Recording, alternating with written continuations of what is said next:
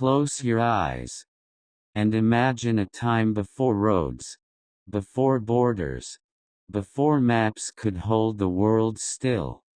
Imagine a world where every path was mud, where rivers carved the only direction, and where the sky changed faster than a cart could move. This is the world before Rome began to build. A problem called travel. Before the Romans, there were paths, but they were not roads. They were goat trails, riverbanks, wagon ruts, cut by merchants, shepherds, and chance. They twisted with the hills. They drowned in rain. They disappeared with snow. It could take a full day to travel what would one day be walked in an hour. And the cost? Time. Grain lost. Armies scattered. Messages forgotten. Empires delayed. The Romans, a people obsessed with control, could not allow that. The philosophy of the straight line. Rome did not just build roads. Rome built will. When others turned around mountains, Rome cut through. When others followed rivers, Rome built bridges. When others bent to nature, Rome answered. We do not follow the earth shall follow us. This was not arrogance. This was system. A system that would last 2,000 years and more. First came the surveyor. Before the stone, before the labor, before the road itself, came the grammaticus. The surveyor. The man with eyes sharper than eagle feathers, and hands that could balance earth with geometry. He carried a wax tablet, a rod of measurement, a plumb line, and most importantly, the groma. The groma was a tool of lines and shadows, a wooden cross with hanging weights. With it, he found true straight, not eye straight, but mathematical silence. He would stand on a hill and sight across miles, not to see what was there, but to see what must be. The land listens. The first step in every Roman road was not digging. It was watching. The land was not enemy. It was partner. So the surveyors walked. They mapped the wind. They measured the angle of the sun. They tasted the soil. They listened for the sound of the ground beneath. Was it hollow?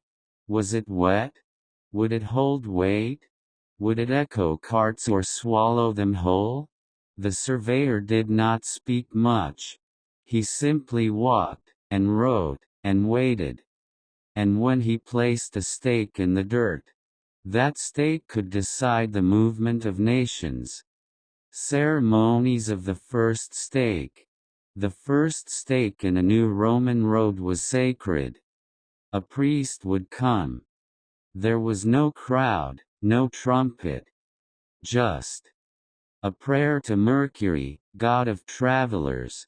A libation poured onto the earth. A pinch of salt. And a quiet breath. Let this line carry lives. Let this stone never move. And then, the digging began. The silence before labor. For one moment, the site was still. Surveyors stepped back. Slaves picked up tools. Engineers unrolled scrolls. And behind them, an army waited. Not to conquer, but to connect. The stake has been placed. The line is set. Now the earth must be asked to open. But this is no ordinary trench. This is not digging for wells or for walls. This is digging for forever. The digging begins. Hundreds of men begin the cut. Some are free. Many are not. Slaves, soldiers, hired locals. Their names are not recorded. but their work never faded. They dig with picks, shovels, bare hands, and long, curved iron blades called falces. The trench is deep as a man's chest, wider than a cart, straighter than thought, and it cuts through hills, clay, forest floor, bones of forgotten villages, even the edge of sacred ground. They dig for days, sometimes weeks, in silence. Only the sound of shovels, breath, and the distant cry of a crow. The layers of civilization. A Roman road is not one surface. It is 5 layers deep, each with a name, a memory, a soul. 1. Statumen. Large flat stones, the bones of the road. They do not move. They do not break. They are the promise. 2. Rudis. Crushed stones and lime, mixed with broken bricks. It is rough, uneven, the muscle of the road. It holds the upper weight. 3. Nucleus. Finer gravel, ash, and sand, packed until firm. This is the nervous system, where carts roll, but do not sink. It remembers every wheel that passes. 4. Summum dorsum. The surface. Often of stone slabs. Sometimes basalt. Sometimes marble. This is what the eye sees. But it is nothing without what lies beneath. 5. Spina. The slight raised crown in the middle, so rain runs off. So wheels know where to follow. So the road lives longer than the people who built it. Each stone is placed by hand. Yes, hand. No cranes. No pulleys. Just calloused fingers, oiled rope, and experience passed from one generation to the next. Each stone is leveled, tapped, seated, and locked into place with crushed lime and silence. And each time a stone does not fit, the worker stops, breathes, trims the edge, and begins again. The road does not forgive haste. Sweat is the mortar. By midday, the men are soaked in salt. Their sandals fill with dust. Their hands are blistered. Their backs ache. But they do not shout. They are building for the Senate, for Caesar, for Rome itself. And in doing so, they are building something even more eternal than empire. Rain falls. One day, rain begins. The men do not stop. They place cloth over scrolls. They cover tools. And they keep laying stone. Because the road will see 1,000 rains. It must be born in one. A camp beside the path. At night, a small camp is made beside the trench. Fires. Bread. A bowl of lentils.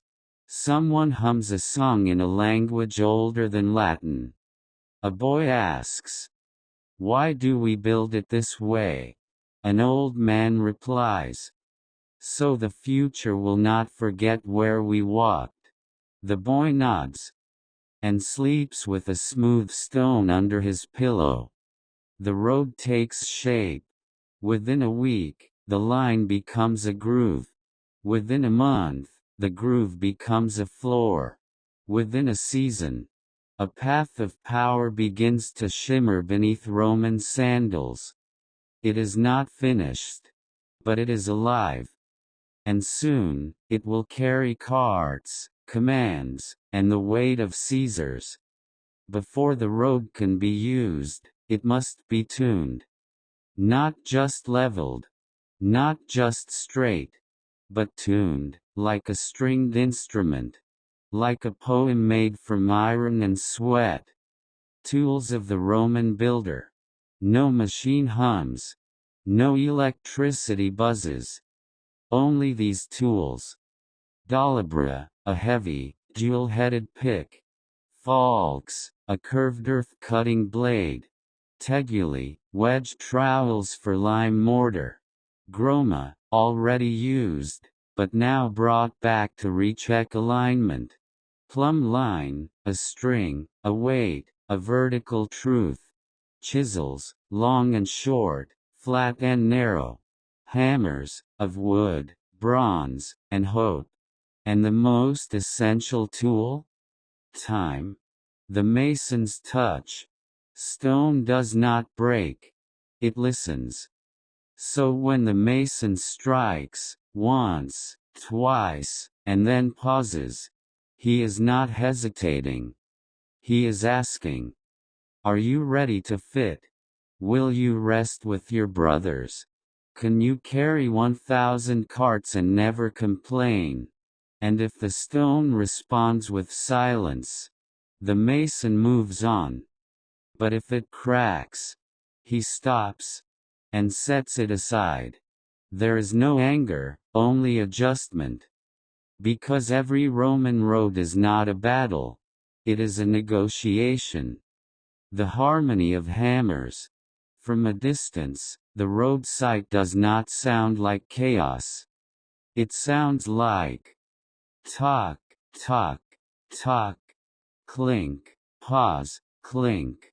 Shhhffff, lime dust settling. Huh, huh, huh, the rhythm of lift and place.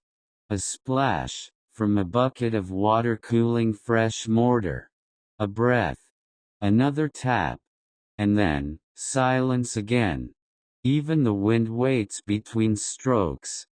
This is music made without melody. Time scored without tempo. The craftsman. Among the workers, there are those with no titles. But everyone knows who they are. The man who can cut basalt smoother than water. The woman who places bricks with her eyes closed and never misaligns. The boy who never loses a tool, not once. The elder who touches gravel and says, "This batch is too damp." They are not poets, but their hands write verses into the earth.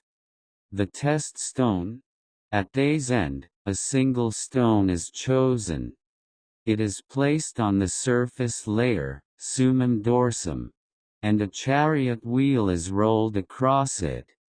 If it wobbles, if it clinks, if it shifts, the stone is lifted, the layer scraped, and it is tried again, until the wheel glides like it was riding across air with memory. Only then does the foreman nod. The pause at noon. Every craftsman pauses at the same hour. Not because a bell rings, but because the sun says so. Lunch is taken sitting on unfinished stone. Cheese, lentils, sometimes dates. Washed down with vinegar water from a goatskin pouch. They talk little. They listen more. Someone might hum. Someone sharpens a chisel slowly. Someone folds a cloth and stares at the line of the road. Not proud, but part of it. Passing it forward. The youngest boy on site is taught to lift stone. Not to throw, not to drop, but to lift like it's a body. Feel it breathe, the old mason says. He doesn't understand, not yet. But his hands are learning faster than his ears. One day, his son will say the same. The day ends, the music pauses. The tools are stacked with care.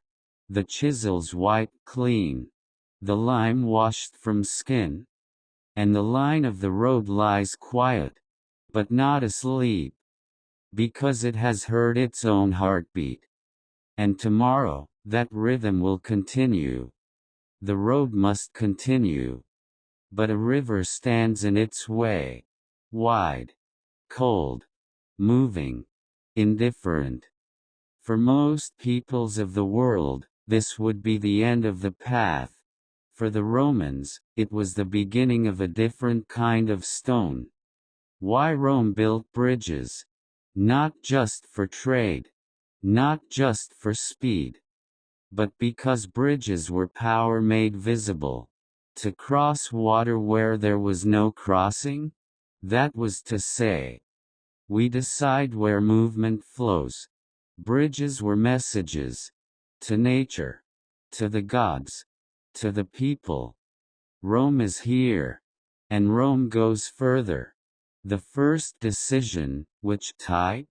Before a single arch was built, the engineers asked, is the river deep or shallow? Fast or slow? Does it flood? Can we anchor stone below the bed? Then they chose. Piled bridges, wooden beams driven into the riverbed. Quicker. Temporary. Pontoon bridges, floating platforms tied by rope. Used for armies. Gone in days.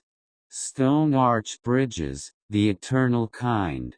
The kind that still stand today. This story is about the third kind. Laying the foundations. The river does not want to be cut. So the Romans built cofferdams, walls of wood and clay to push water aside, holding it back just long enough. Inside that dry bowl, men dug deep into silt and rock. Wooden piles were driven with hammering that echoed across the hills. Limestone was lowered block by block. Lead clamps and iron dowels were added, not seen, but felt forever. The river snarled. But the stone did not move. The arch, Rome's signature. The arch is not a Roman invention, but it is a Roman gospel. Because an arch sings. It takes weight and spreads it. It allows space below, and strength above. It is shape, math, and poetry in one.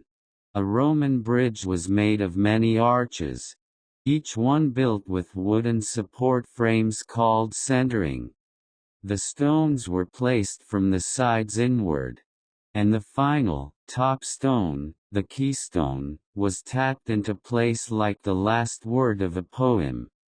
Then, the wooden frames were removed, and the arch stood on its own. The first crossing. No ceremony. No parade. Just a cart. 2 oxen. A man guiding them with soft whistles. They moved across the new bridge slowly, deliberately, listening. Nothing creaked. Nothing shifted. And the man smiled. Because now the land was one. Materials that lasted. Roman bridges used travertine, soft but strong, often from Tivoli. Pozzolana, volcanic ash that, when mixed with lime, made concrete that hardened underwater. Tough, a porous rock, good for core strength. Brick, shaped by hand, laid in curves to follow the flow of force. Everything was chosen not just for shape, but for how it would age. A bridge must not only stand, it must remember how to stand. The river's voice. Even after completion, the river never goes silent. It whispers beneath the arches. It tests the stone in winter. It brushes the piers in flood. It sings songs from upstream villages and downstream harbors. But the bridge listens. And endures. At night, the workers camp nearby, watching moonlight reflect on the stone. A boy asks, "Will it be here when I am gone?" A foreman replies, "If it falls, it is not the bridge that failed. It is we who forgot how to build it." The road has met a mountain. Not a hill. Not a ridge. A wall of stone, ancient and unmoved. The easier path would be to go around, to let the land decide. But Rome had already decided. And so, the road would go through. The philosophy of the straight path. To the Roman mind, a winding road meant weakness. A sharp curve said, "We are afraid." But a straight line? It said, "We understand the earth, and we choose not to follow it." Straight roads meant quicker troop movement, faster communication, no hiding places for bandits, and above all, order visible from the sky, even when no one watched from above. Rome built for the gods to see. Planning a cut through stone. A cutting is where a mountain is sliced open. Stone carved away until the road can pass. Surveyors mapped every angle. They asked, "What is the slope? How far to the other side? How deep must we go before the sun can reach the bottom?" Then came the drillers. Then came the men with hammers and picks. Then came the dust. Tools for the impossible. There were no explosions. No machines. Only iron wedges, bronze chisels, hammer and sweat, fire, and then water, used to heat stone and crack it with sudden cooling. The method? Heat the rock with flame. Then pour cold water. The stone shrinks and snaps. This could take weeks for just a few meters. But the men continued. Because every inch meant another victory over resistance. Life inside the cut. The deeper the road went, the darker it became. The sun vanished for hours. Only oil lamps lit the workspace. Dust hung like fog. Every breath tasted like iron. The men tied cloth over their mouths. They learned to speak with fingers and eyes. Because voices were swallowed by the stone. When the mountain bled, sometimes they hit water underground. It burst from seams like veins. Other times, they hit gas, and lamps flared. Or worse, the mountain collapsed. There were deaths. Always. But no one carved names into the rock. They carved the road.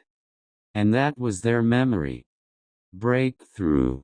One day, after months of hammering, a dull thud becomes a hollow echo. The two sides of the cut have met. One hammer's stroke travels through the mountain, and is answered.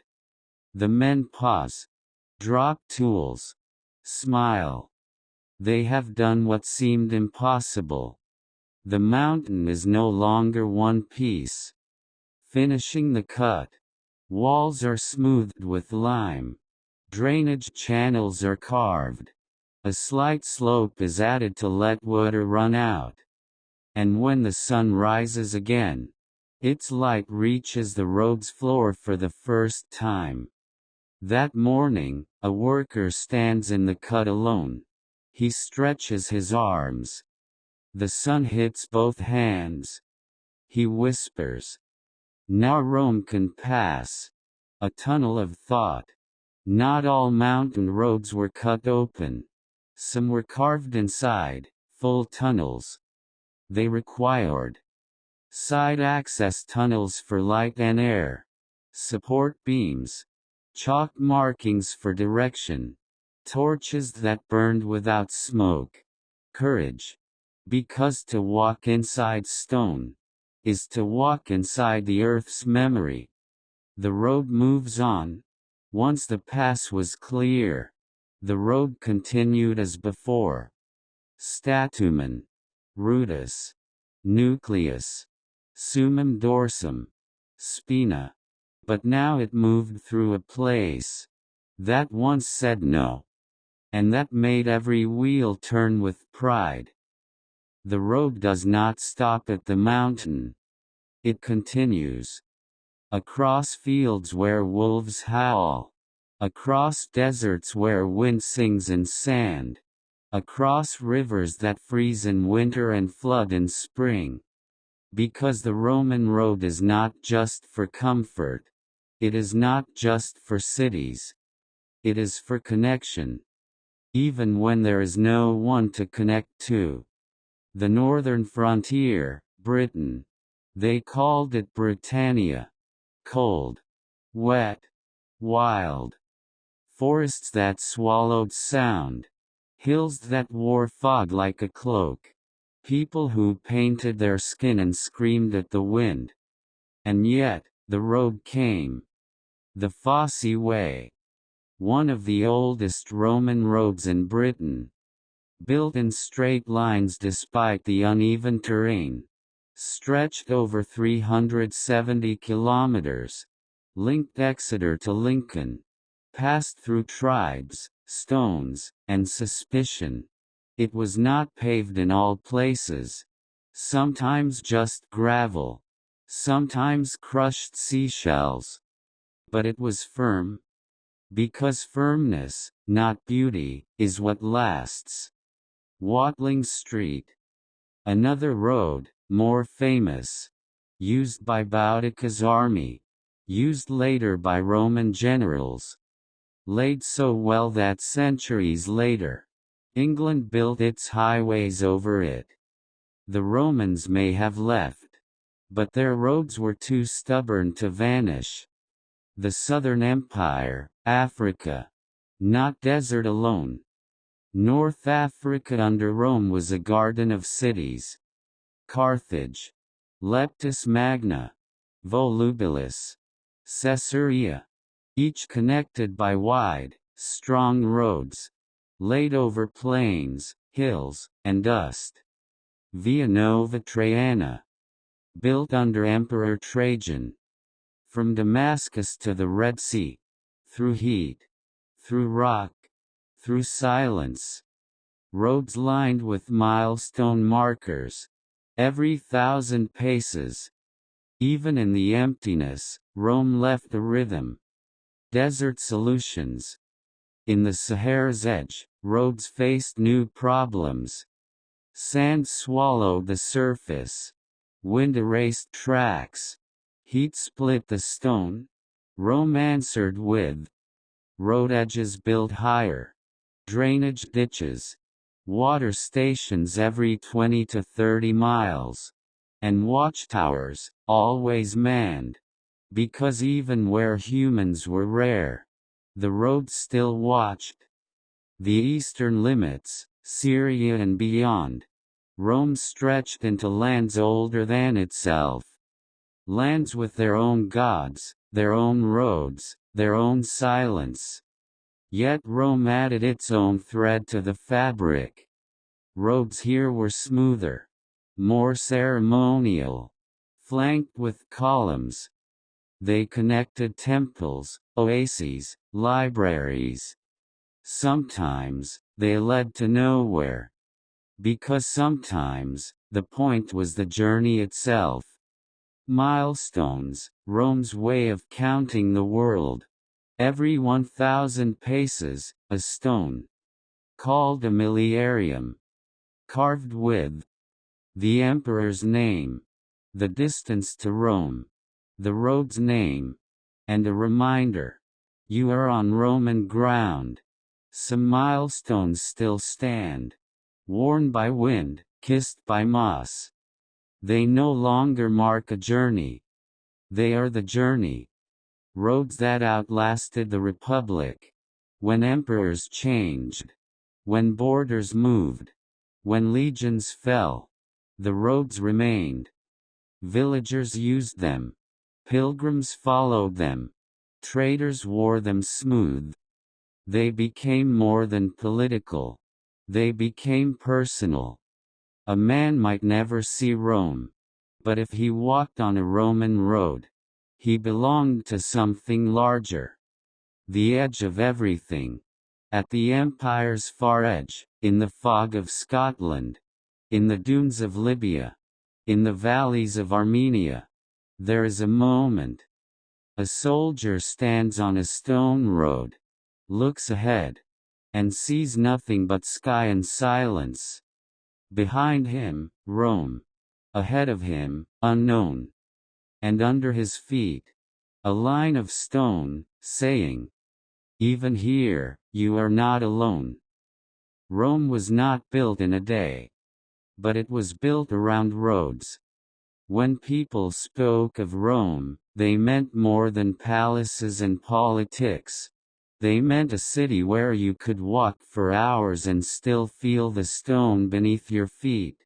Smooth from sandals, warm from sun, carved with history. The urban grid, designed to breathe. Rome's streets were planned, even before the city grew enormous. Main roads. Cardo Maximus, north to south. Decumanus Maximus, east to west. These two roads cut the city into a grid. A cross around which neighborhoods, temples, and forums bloomed like petals. Everything began from these lines. Every alley, every sewer, every fountain. The material beneath a foot. Urban roads were laid with lava stones, dark, volcanic, long-lasting, smoothed with thousands of feet over time, edged with raised pavements for pedestrians, cut with drainage channels in the middle, called spina. When it rained, water ran to the center. When it dried, the road steamed. And every stone held the weight of 1,000 lives. Stepping stones, Rome's traffic design. Crossing a busy Roman street was dangerous. So they placed stepping stones. Not just random rocks, but carefully spaced blocks that let pedestrians walk dry-shod. Were aligned with cartwheel spacing. Meant only authorized carts could pass. In modern cities, we have crosswalks. In Rome, they had engineering with elegance. The sound of the street. A Roman road in the city did not echo with chaos. It echoed with pattern. The clop-clop of iron cart wheels. The soft shush of togas brushing stone. Water splashing in street fountains. Merchants calling softly under porticos. Priests walking in quiet pairs, sandaled feet whispering. There was always movement, but never disorder. Because the street held it all. The underground world, Cloaca Maxima. Beneath Rome ran the Cloaca Maxima, the great sewer. It was not dirty in the way we think of sewers. It was designed, arched, brick-lined, built to carry storm water away. Rain from streets flowed into hidden drains, then into tunnels, then into the Tiber River. Some of those tunnels still run today. They were not an afterthought. They were part of the road itself. Roads that led to water. Every Roman road in the city led somewhere meaningful. To a bathhouse, where citizens became clean. To a forum, where laws were heard. To a temple, where prayers rose. To a market, where olive oil and scrolls changed hands. To a villa, where a child would one day dream of Caesar. These were not paths between things. They were the structure of life itself. A child walks the road. A 7-year-old walks with his father. He counts the paving stones. He stops to touch the wall where water trickles from a lion head spout. He squints at the sun glinting off rooftops. The father says, "Everything you walk on was once carried here on someone's back."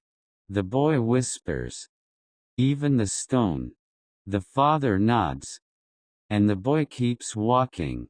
More carefully now. Dusk on Roman streets. As the sun lowers, the lava stones glow orange. Shadows grow long and soft.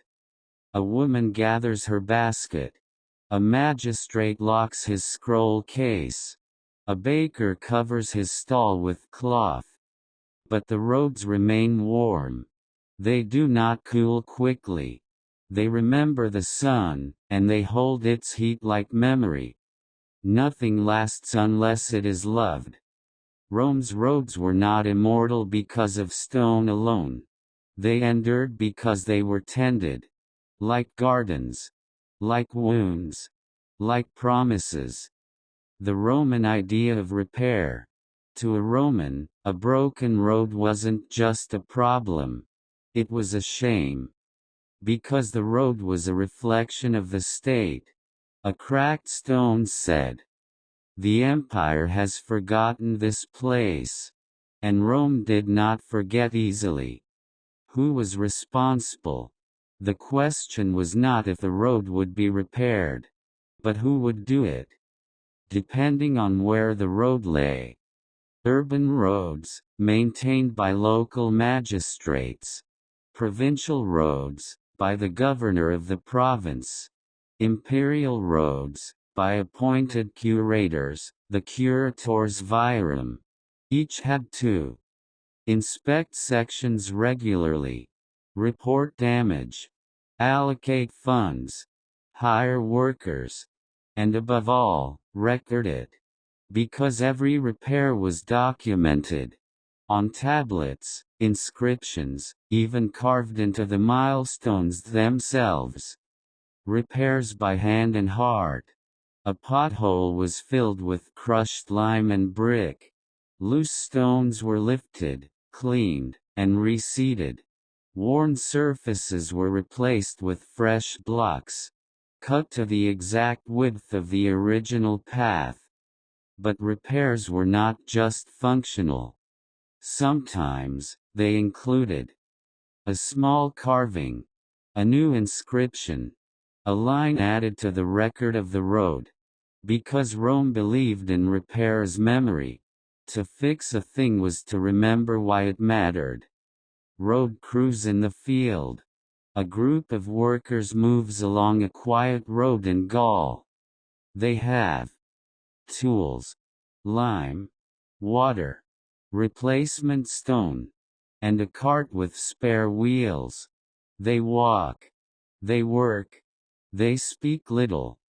But when they finish a repair, they step back. And they nod. Because what was broken is now part of the road again. The emperor's mark. Some emperors made restoration of roads a part of their glory. Augustus repaired thousands of miles and left his name in milestones. Trajan built roads across deserts. Hadrian inspected them himself, mile after mile. To be seen maintaining a road was to be seen as worthy of power. Because anyone can build something once. But only the wise can keep it strong. Inscriptions that speak. Some restored roads bear carved Latin lines like Via Solo Refecit, this road was rebuilt from its foundation. Aer Publico, with public funds. Sub cura curatoris, under the care of the road official. And sometimes, more simply, restored in the year of Consul Gaius and Lucius. These lines still exist. Half buried in moss. Kissed by centuries. They are Roman whispers, still speaking. Roads forgotten, then found. Some roads were lost over time.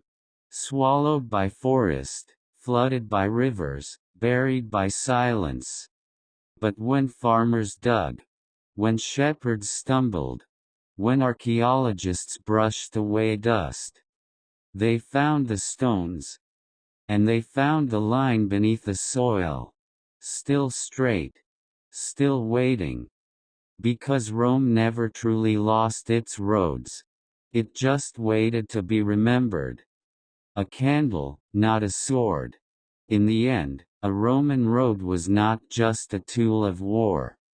It was a candle in time. Lit, carried, protected, sometimes flickering, but never allowed to go out. Because to maintain a road is to say, we still care. We are still walking. We have not forgotten. Rome counted everything. It counted its people, its grain, its enemies, its victories. And above all, it counted the distance. The mille passes, a Roman mile. The Roman mile was not based on time. It was based on steps. Mille passes equals 1,000 paces. 1 pace equals 5 Roman feet. 1 Roman mile 1,480 meters. It was the distance a legionnaire could walk in a certain rhythm, a certain pace, without fatigue. It was the heartbeat of the empire's movement. Every 1,000 paces, a stone, at the side of the road, rising from the earth like a memory, stood the miliarium. A tall cylinder of stone, rough-hewn or polished, carved with Latin, never placed by accident. Each one stood where exactly 1,000 paces had passed.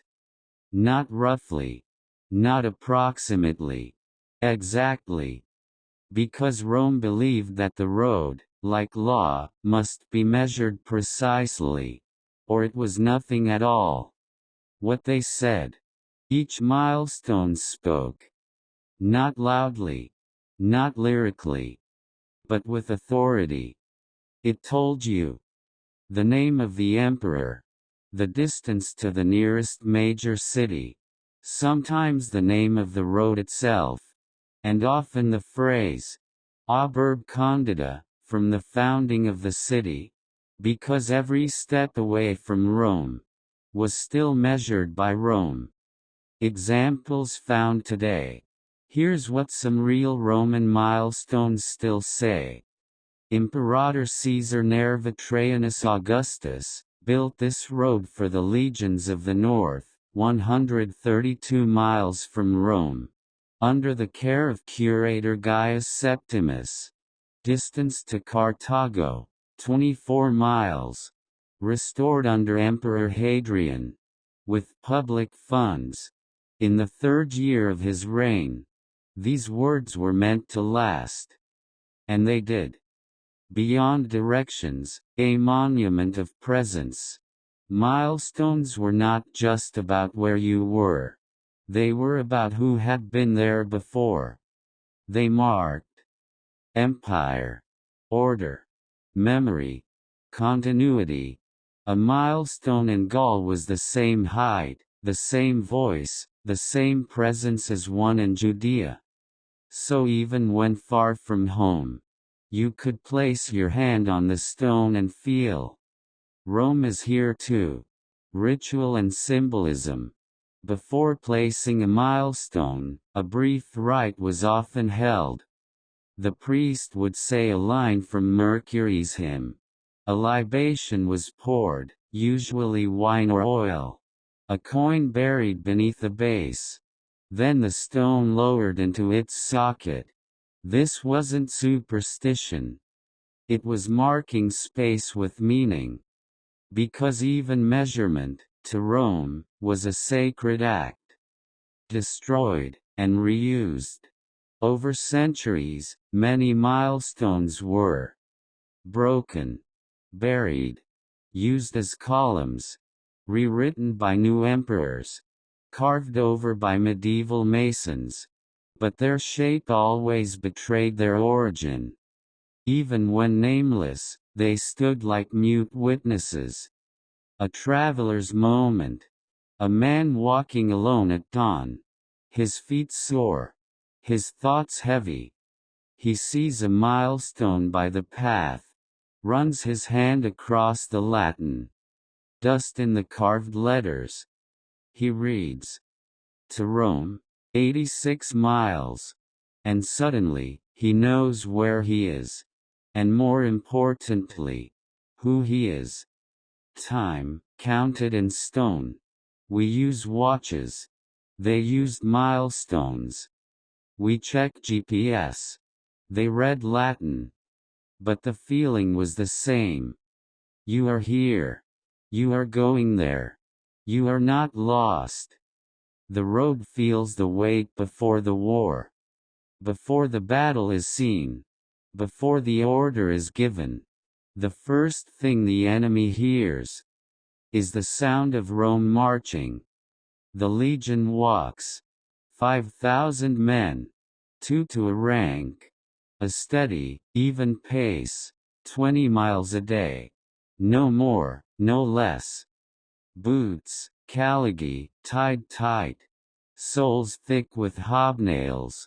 Every step like a tiny drumbeat. Clack clack. Clack clack. The rhythm never breaks. The weight they carried. Each soldier bore. Shield. Sword. Javelin. Water skin. Grain for a week. Cooking pot. Cloak. Tools for digging. Tent stakes. Sometimes a millstone. Altogether, 90 pounds on the back. And still, they marched. Because the road was built for them. And they were built for the road. The order of the column. The legion never moved randomly. Every group had a place. Scouts, far ahead, reading the land. Engineers, carrying surveying tools and signals. Infantry, bulk of the force, heavy and steady. Artillery carts, with torsion-powered ballistian parts. Officers, mounted or in carriages. Support, cooks, medics, smiths, clerks. Rear guard, quiet, watchful, deadly. All along the road, each segment moved like a single body. And the road? It carried them without complaint. Marching camps. By evening, wherever they stopped, they built a camp, even for one night. It had a ditch, a rampart, 4 gates, a central space for standards, tents laid in strict lines, no exceptions. Because discipline on the road meant discipline in war. The road's effect on morale. The legions trusted the road. It would not sink. It would not lead them into swamp. It would not vanish like barbarian tracks. To march on a Roman road was to feel. We belong here. We are meant to reach the horizon. Even tired feet felt lighter on stone than in mud. The cart tracks. Roman roads were carved with 2 grooves. Wheel ruts from centuries of carts. Every wagon was built to match that width. 4 feet, 8.5 inches apart, a standard still used on modern railways. Why? Because when the military moved, their carts had to follow exactly behind the legion. No drifting. No tipping. Just forward. The messenger on horseback. In urgent hours, messengers rode alone. Galloping across provinces. Stopping only to swap horses at mutations, relay stations. Guided by milestones and moonlight. A message could travel from Rome to Gaul in 6 days. The horse was fast. But it was the road that made it possible. When the road becomes memory. After war, the legions return. The road now carries the wounded, the victorious, the ashes of friends, the tired joy of survival. Some men leave coins beside milestones, an unspoken vow to return. Others carve initials into stones. Hidden, personal marks. The road remembers each of them. even when no one else does. The footsteps never fade. Centuries pass. But in some valleys of France, some ridges of Turkey, some hills of northern Africa, you can still walk along Roman stone and feel a rhythm beneath your boots. If you close your eyes, you'll hear it. Clack, clack, clack, clack. The legions are still walking, and they are not lost. Some roads carry armies, others carry souls. Why pilgrims walked? Not to trade, not to conquer, not even to meet family. They walked because a child was born, a mother had passed, a soldier survived, a question burned, a voice in the night said, "Go." And when Romans walked for spirit, they did it on stone built by emperors, toward temples older than time. The sacred roads of Rome. Rome had roads that led only to the divine. The most famous? Via Sacra, the sacred way.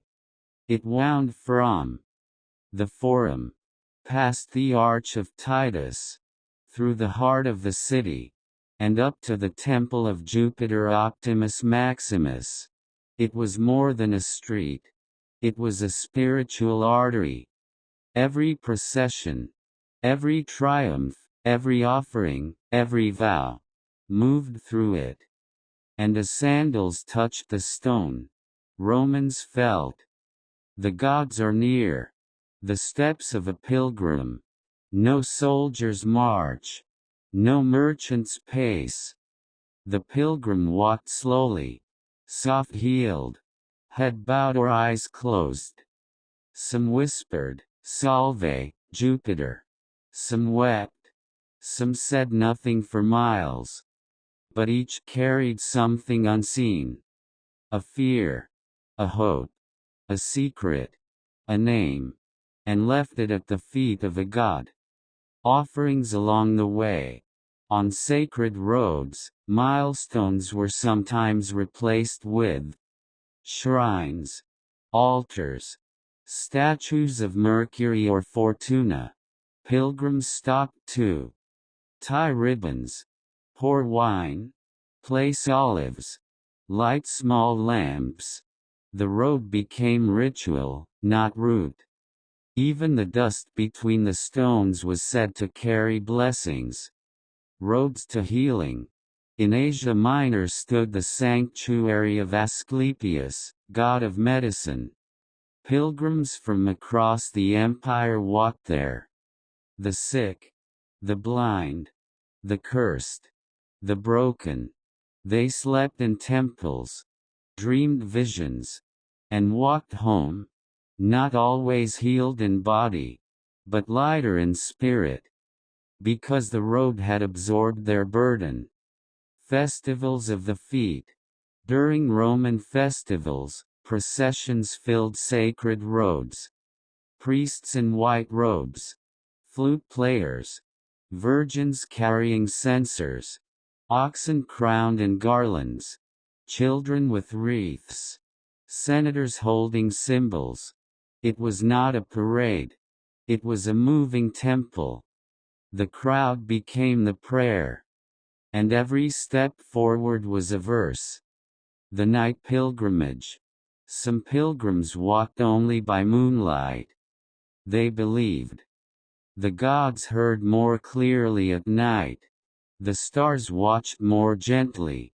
Fewer people meant more listening. You could hear. Feet on cool stone, wind between columns, the rustle of a tunic, the crack of an oil lamp wick, and above all, the breath of devotion. When the road becomes the temple, sometimes, people reached the temple, and didn't go inside. They sat on the steps, touched the stone, closed their eyes. Because the road had already done what they came for. It carried me to stillness. And that is enough. The return walk. Pilgrims returned on the same path. But they walked slower. Because they were not the same. The road had changed them, softened them, heard them, and now they walked in quiet companionship with what they had left behind. Before you entered Rome, you walked among the dead. Not in sorrow, not in fear, but in remembrance. Why they buried beside the road. Roman law forbade burials within city walls. So the dead were placed beside the roads leading into Rome. It wasn't exile. It was honor. Because a Roman believed, let the world pass by me, even when I am gone. The Appian Way, a road of memory. The Via Appia, Rome's queen of roads, was lined with hundreds of tombs. Small, grand, humble, divine. Mausoleums with domes. Columns shaped like scrolls. Inscriptions carved in grief. Faces captured in relief. Some bore the name of senators. Others of merchants, scribes, even freed slaves. They all looked out at the road, as if still watching, still waiting, still welcoming. The inscriptions. Each tomb told a story. Marcus, baker of Rome. May his ovens be warm in the afterlife. Livia, dancer, taken too soon. The road still holds her steps. Lucius, soldier, who marched until his last breath. He rests, facing the east. You didn't need to know the person. The stone told you enough. The road is ritual. To walk the Via Appia was not a casual stroll. People slowed their steps, whispered blessings, touched the stone of ancestors, poured wine on the base of a friend's name. Even legions slowed when passing certain tombs. A general might salute. A standard bearer might lower his pole.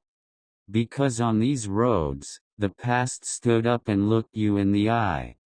The tomb builders, men who carved tombs, were artists of eternity.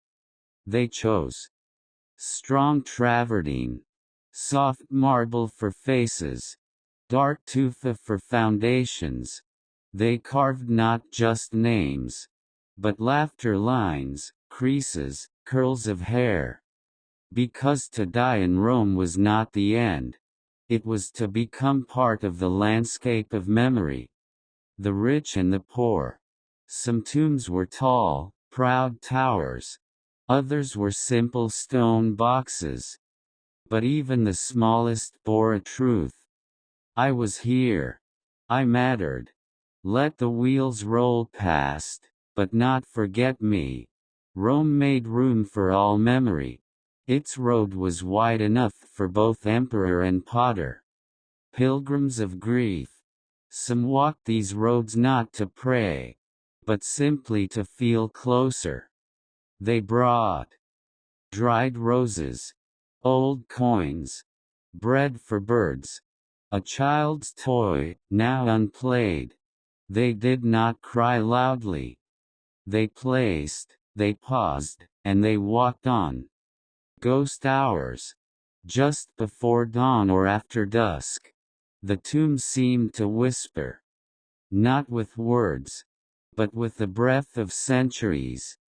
You could almost hear a voice, a footstep, a memory caught in the curve of a name, and the road felt less like stone, and more like a string between worlds.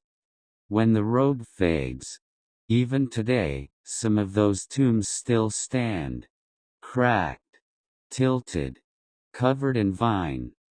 But their inscriptions remain.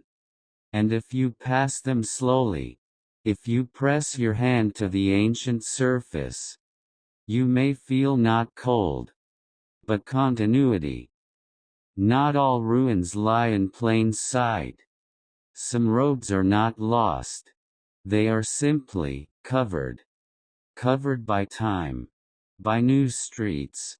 By moss, by mud, by modern feet that no longer feel the stone beneath them. But that does not mean the road is gone. How roads disappear. A road is made to last. But empires are not. And when Rome fell, towns collapsed. Borders shifted. Languages changed. Roads cracked, filled with weeds. Stones were pulled up to build walls, cathedrals, and wells.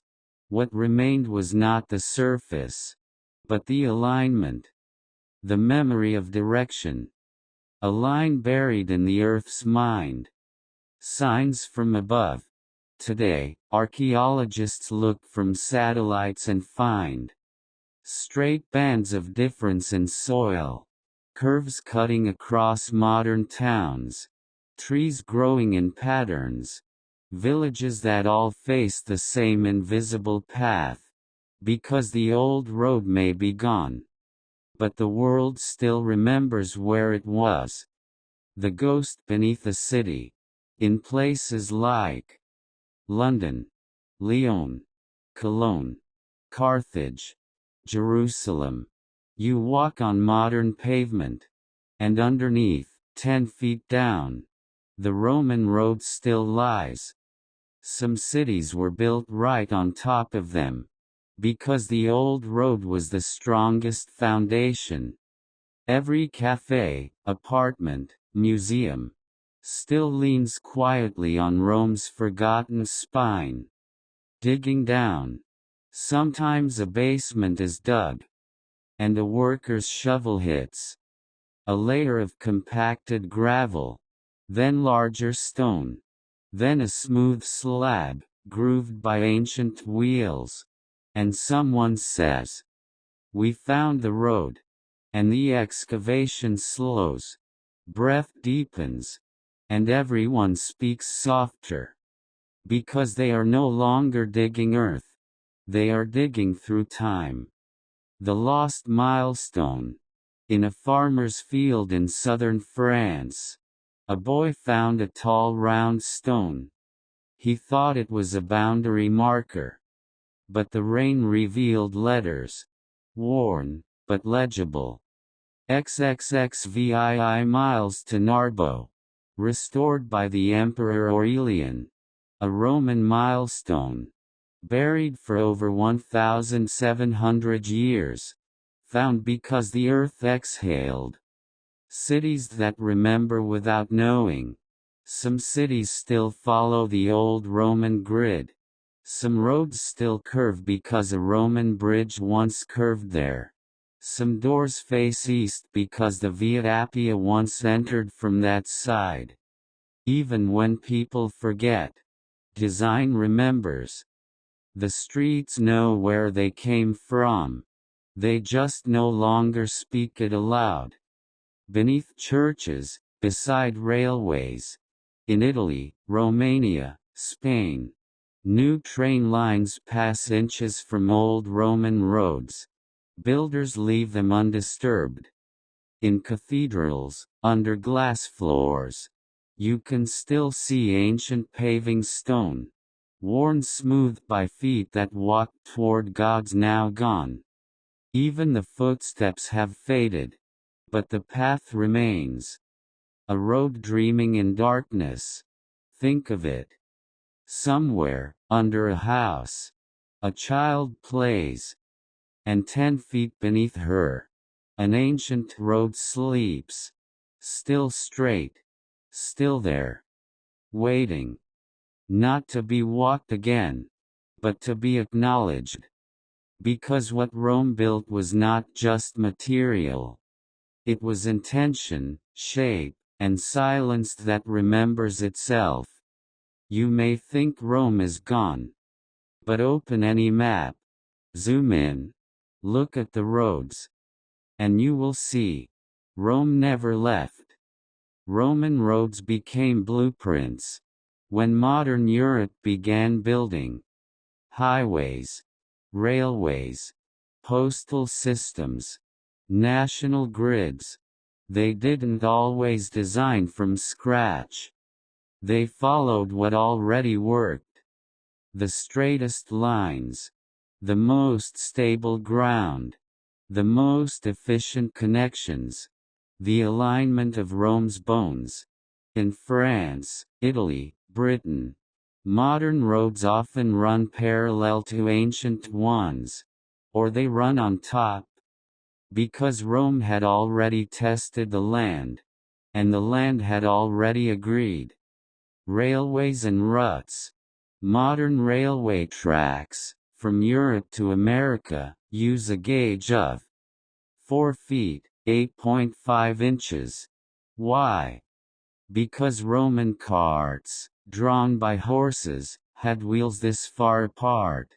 Their grooves etched into stone over centuries.